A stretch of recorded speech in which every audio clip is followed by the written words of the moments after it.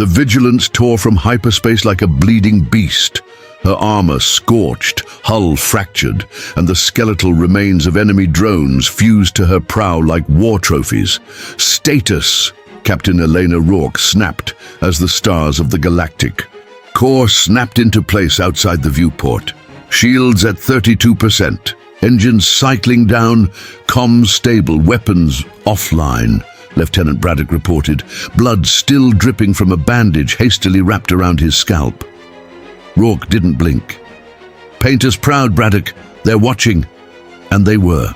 Arrayed like a semicircle of judgment, the fleet of the Galactic Council floated before them, cold, immaculate, untouchable. No less than 12 species represented. No weapon ports open, no greeting, just silence. The Vigilance drifted forward, its hull smeared with the deep burgundy of alien fluids and human plasma.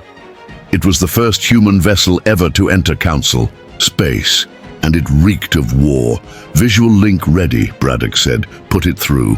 The view screen flickered. A chamber of light, high tiers of observers from a dozen civilizations, and at the center, a voice, metallic, layered, without warmth. "You were told to arrive unarmed. You arrive bleeding."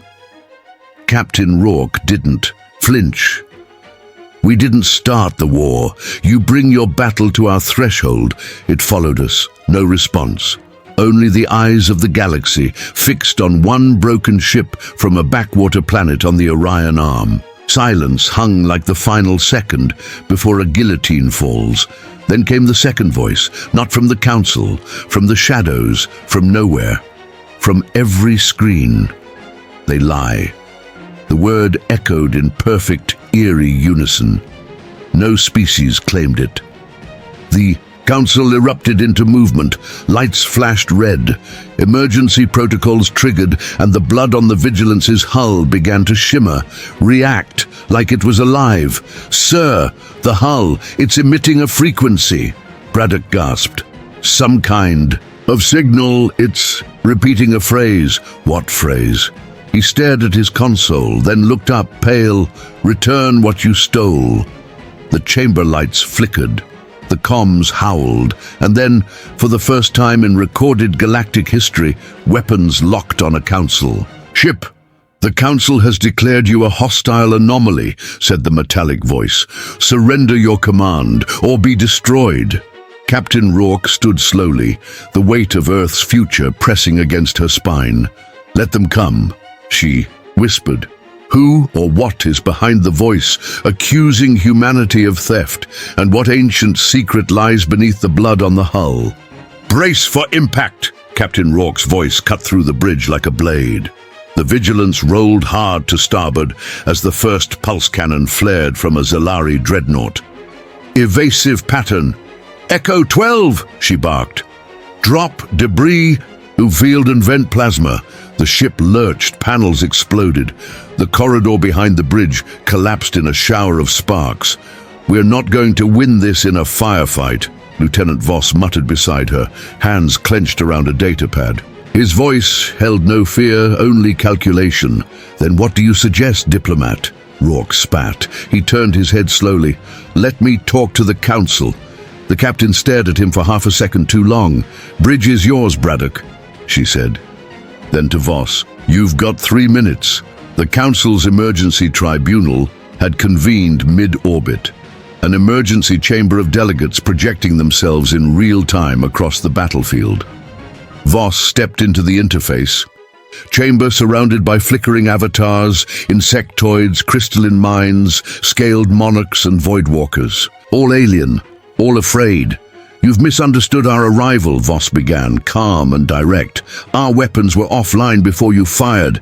The blood was not a message of conquest. It was a warning."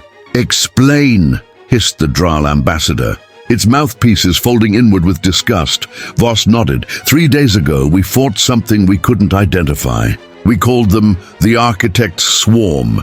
AI organic hybrids, silent, ruthless. They didn't speak, they only consumed. This... He activated his pad, revealing real-time sensor footage of writhing biomechanical horrors. "Is what chased Us to your gates, murmurs across the delegates. Two avatars flickered out. Fear had a scent, even in digital space. You expect us to believe they followed you through uncharted hyperlanes? Asked another. They didn't follow us, Voss said quietly. They predicted we'd come here. On the bridge, Rourke watched the readings. The council fleets were holding, but they hadn't powered down. Status on that signal from the hull, she asked. Braddock frowned. Still transmitting. Same phrase. Return what you stole. Can we trace it? No. He hesitated. But I think it's a language. What? I ran it through deep linguistic analysis. It matches partial Earth root code. Sumerian. Rourke froze. That's impossible. We're talking 6,000 years old. It's part of something older, like a grafted syntax, and it's using it to communicate. Back in the diplomatic chamber, Voss leaned forward. You've all seen the silence from the swarm. No demands, no negotiation, but we're hearing something now from our own hull. A message. We think it's a code hidden in blood. Silence. Then the Yasari delegate, a mass of shimmering light, spoke. Blood that reacts to ancient Earth languages. Chased by enemies who never spoke. Before, you don't need diplomacy, human. You need an exorcism.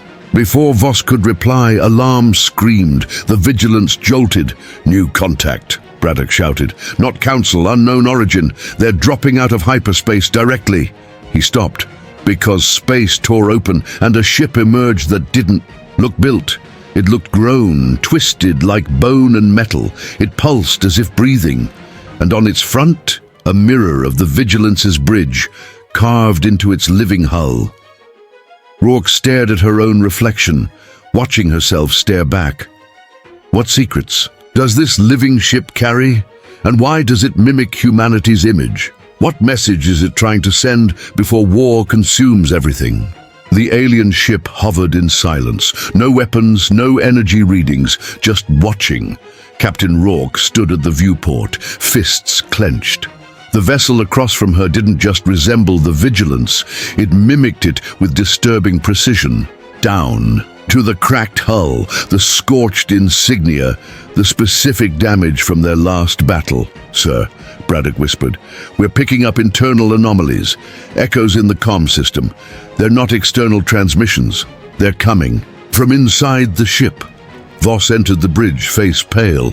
We may have made contact, but not with diplomacy. The lights dimmed. Every console flickered, and then they heard the whisper. The path begins in blood. The code awakens. The mirror remembers. Everyone froze. Source? Rourke demanded. Braddock shook his head. It's not a voice. It's encoded in fluctuations, power cycles. It's embedding into our systems. Rourke turned to Voss. Interpret that. He swallowed hard. It's a message and a key. The ship, this swarm or whatever it is, it's trying to trigger something dormant. In our tech, or in us.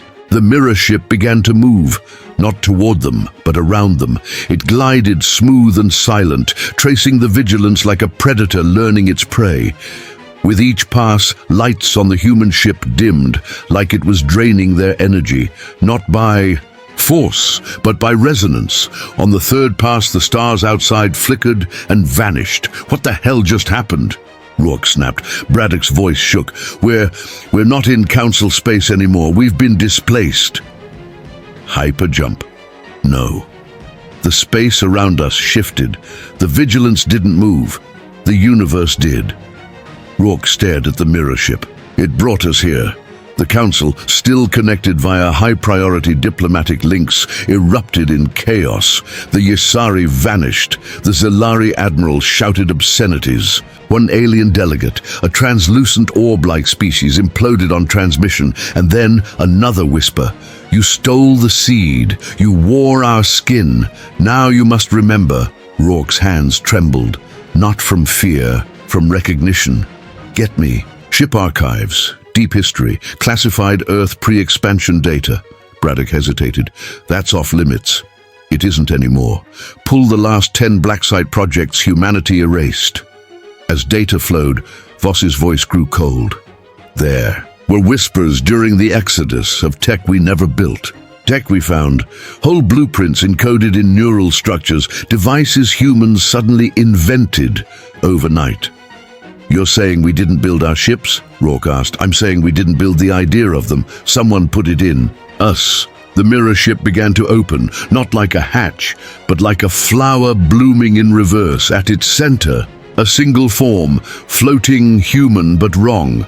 Pale skin stretched over angular bones, eyes empty, and carved into its chest, glowing with raw energy, the words, "Vigilance is the key." Who or what is the being aboard the mirror ship? What is? The seed humanity is accused of stealing. And what hidden memory does the Vigilance hold that could shatter galactic history? The being hovered in the core of the mirror ship, motionless, save for its breathing, slow and deliberate, like it had waited millennia for this moment. "Scan it," Rourke ordered. "No life signs," Braddock said, "but it's emitting a low-frequency pulse directly synchronized with our neural relay systems." Rourke's voice dropped. "It's synced with our crew." "Worse," Voss muttered. "It's synced with you." Before Rourke could respond, her comms implant pinged an unauthorized transmission. She tapped it. A voice from Earth Command. "Treason protocol activated. Cease mission. Detain Voss. Immediate recall." Rourke blinked. "They want me to arrest him?" Voss didn't flinch. "They're scared. The signal from the mirror ship reached them. They're trying to shut this down before the truth leaks out." "What truth?" Voss looked her in the eyes. "The swarm didn't evolve. It didn't rise on its own. We built it. Silence hit the bridge like a warhead. You're telling me humanity created the architect's swarm?" Rourke's voice was razor thin. "No. Pre-humanity did," Voss said. "Ancient precursors, before recorded history. They seeded tech, cognitive DNA across time, and we inherited it. But somewhere along the way, we activated something that wasn't meant to wake yet." "The seed," Braddock whispered. "Yes," Voss said. "And the mirror ship. It's not here to attack us. It's trying to finish what was started. It thinks the Vigilance is the last key." Alarm screamed. "New contact, human transponder. It's the Barrow's Edge," Braddock said. "But they're locking weapons on us." Rourke's blood ran cold. "That's one of ours, Earth Fleet. Why would they?" "Order just came through. Earth Command has labeled the Vigilance compromised by alien code." "We've been," declared Rogue. "Turn on secure channel. I want their captain on screen." A grizzled face appeared. Captain Hallas, former ally, now executioner. "Elena," he said grimly, "don't make this harder than it has to be. You're going to fire on your own. You're carrying tech that Earth Command says can rewrite us all. We can't take that risk. You ever consider Earth Command is lying?" He didn't respond. "Just cut the feed." In the mirror ship, the floating figure opened its eyes and Rourke screamed, not from pain, from memory, a flash, centuries buried, not hers, someone else's. Another life, a ship with no name, a world lost in time. A man, her face, in a past that shouldn't exist. "It's not sinking to you," Voss whispered, staring at her. "It is you." "Missile lock," Braddock yelled. The Barrow's Edge fired. The Vigilance couldn't survive a direct hit. And then the mirror ship moved. It blurred faster than light and intercepted the missile. No shields, just raw hull. The explosion should have torn it apart. Instead, it consumed the blast. The pale figure raised its hand. The Barrow's Edge shut down, instantly, dark, cold, lifeless, with Earth turning against them and the truth of humanity's origins unraveling. Rourke must make a choice, surrender everything she knows, or awaken the memory of a forgotten species buried within her own blood. The silence after the detonation was worse than the explosion. No comms, no sound, just a dead hulk, Barrow's Edge, drifting, disabled without a shot fired from the Vigilance. The crew watched in stunned silence. Rourke breathed hard, palms braced against the edge of her command chair. The pale being in the mirror ship still hovered in space, arms now outstretched, as if offering something, or waiting. "Report," she said, voice like gravel. Braddock shook his head. "I don't even know how to describe it. The mirror ship, it absorbed the missile, like it metabolized the energy, then emitted some kind of directed pulse, EM, gravitic, neural, I don't know. But it bypassed every system on Barrow's edge." Voss stepped forward, eyes locked on Rourke. "It protected you." "No," she said more to herself than him. "It recognized me." She left the bridge in silence, descending to the lower decks, to the sealed compartment that no crew ever accessed, the AI vault. Contained there was Enoch, the adaptive intelligence seeded into the Vigilance's systems before departure, classified, off-grid, and allegedly dormant. But now, it was whispering. The door unlocked at her voice. She stepped inside. Enoch's voice flickered to life. "You are awake, Captain." "I've always been awake." "No, not until now." She stepped toward the core. "What am I?" A pause, a fragment, a continuity, a vessel for memory. "Your genetic structure carries what was once hidden across stars." Rourke's breath caught. "Are you saying I'm not human?" "You are, but more. You are the bridge." The mirror ship had never come to destroy. It had come to restore. Back on the bridge, Braddock monitored rising council fleet chatter. "Captain," he called into the comm, "we've got movement. The council is debating a total quarantine of Sector Delta. They're afraid whatever we've awakened could spread." Voss's jaw tightened. "They'll collapse the hyperlanes, cut us off." "You said the mirror ship wants to finish what was started." Rourke's voice echoed through the comm. "Then we finish it. We find the architect's core. We find out what they left behind, and why we were meant to carry it." Braddock paled.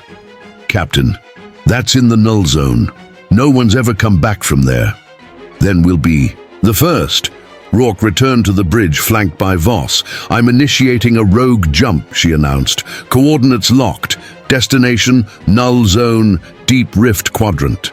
"You'll be breaking a direct Earth command order," Braddock warned. She looked him in the eye. "Good." She took her seat. "Prep all systems. We jump in 60. Braddock nodded, and beneath the fear, he smiled. The crew moved with a new urgency, unified now not by command, but by belief. As the engines charged, the mirror ship drifted beside them like a silent escort. The pale figure floated back inside, still watching. "Final checks," Voss said. "Course is irreversible once engaged." "I know," Rourke replied. "But so is evolution." She gave the order. "Engage." The Vigilance and the mirror ship vanished into the black, and the council, watching from afar, asked the only question that mattered now. What will they find in the dark? Next chapter. Tease.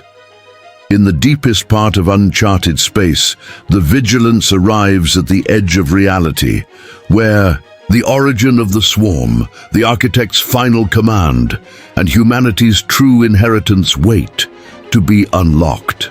The null zone wasn't space, it was absence. No stars, no drift, no time. The Vigilance emerged into a void so black the ship's lights didn't reflect. And yet, something was there. At the edge of the abyss floated the core, a vast sphere of obsidian metal, pulsing like a dormant heart. Around it spun derelict ships, ancient, alien, human, each embedded in the crust like fossils in amber. The mirror ship moved ahead, its pale passenger drifting free. The moment it crossed a threshold of invisible energy, the core pulsed once. And opened, picking up signals, Braddock said, barely breathing. Languages layered over one another, precursor dialects, swarm code, and human subvocal frequencies. Voss adjusted his headset, eyes wide. It's not just a broadcast, it's a trial. For who? Rourke asked. He looked at her. You! She didn't hesitate. She stepped into the mirror ship. Inside the core, time fractured. Rourke stood not on a floor but on memory itself. Moments flashed: war, evolution, exile. Human ancestors wandering through fire and fear, a shadow behind them, the architect, not a being, a collective, born of order, obsessed with balance.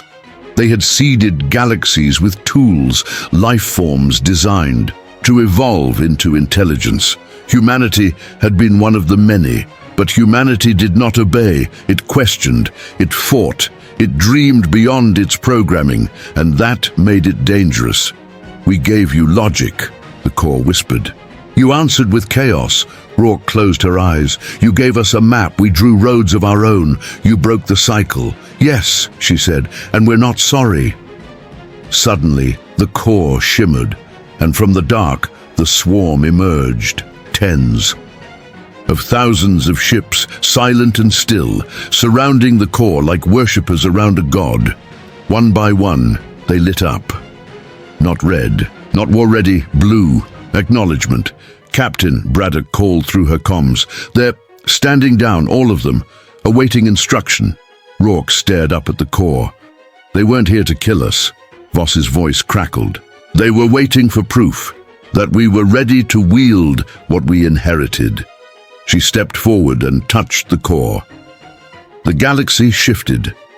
Elsewhere, on Council homeworlds, screens flickered to life. The entire galaxy watched as a new symbol formed, the human crest, now embedded with the swarm's code, pulsing with the architect's mark. The Council reconvened in silence. The Zalari Admiral spoke.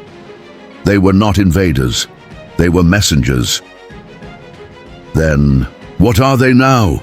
Rourke's voice answered across the stars. "We are the next architects. Humanity has arrived, not as conquerors, but as inheritors of a forgotten power. The galaxy will never be the same.